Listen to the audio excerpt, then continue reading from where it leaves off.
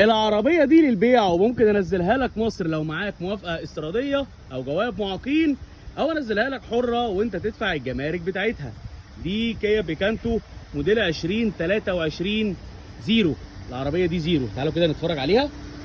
العربيه طبعا فيها جنوط. ده شكل العربيه من ورا. تعالوا نتفرج على الداخليه بتاعتها من جوه عامله ازاي. عربيه صغيره ومحندقه.